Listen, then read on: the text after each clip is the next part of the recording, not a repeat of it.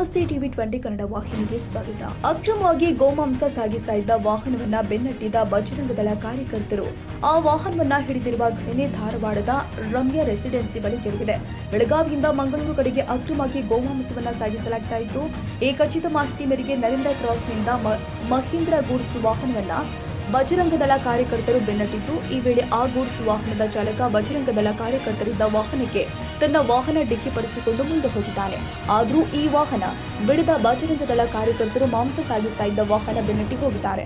ಆದರೆ ಗೂಡ್ಸ್ ವಾಹನದ ಚಾಲಕ ಮತ್ತು ಕ್ಲೀನರ್ ಮುಂದೆ ರಮ್ಯ ರೆಸಿಡೆನ್ಸಿ ಬಳಿ ತಮ್ಮ ವಾಹನ ಬಿಟ್ಟು ಪರಾರಿಯಾಗಿದ್ದಾರೆ. ಬಜರಂಗ ದಳ ಕಾರ್ಯಕರ್ತರು ವಾಹನ ತಪಾಸಣೆ ಮಾಡಿದಾಗ ಅಂದಾಜು 1 ಟನ್ನಷ್ಟು ಗೋಮಾಂಸವನ್ನ ಐಸ್ನಲ್ಲಿ ಇಟ್ಕೊಂಡು ಸಾಗಿಸ್ತಾ ಇದ್ದದ್ದು ಕಂಡು ಬಂದಿದೆ. ಈ ಸಂಬಂಧ ಧಾರವಾಡ ಗ್ರಾಮೀಣ ಠಾಣೆಗೂ ಬಜರಂಗ ದಳ ಕಾರ್ಯಕರ್ತರು ಮಾಹಿತಿ ಮುಟ್ಟಿಸಿದ್ದಾರೆ. ಸ್ಥಳಕ್ಕೆ ಬಂದ ಪೊಲೀಸರು ಈ ಬಗ್ಗೆ ತನಿಖೆ ಮಾಡ್ತಾ ಇದ್ದಾರೆ. ಕನ್ನಡಿಗರ ಮೆಚ್ಚಿನ ನಿಮ್ಮ ಟಿವಿ 20 ಕನ್ನಡ ವಾಹಿನಿ ಇದೀಗ ಟಿವಿಯಲ್ಲಿ ಲಭ್ಯ.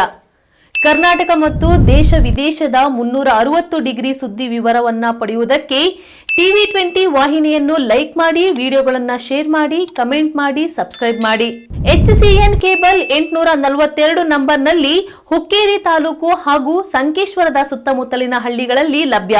PCN ಕೇಬಲ್ 129 ನಂಬರ್ನಲ್ಲಿ ಹಾರುಗೆರೆ ಸುತ್ತಮುತ್ತಲಿನ ಹಳ್ಳಿಗಳಲ್ಲಿ ಲಭ್ಯ.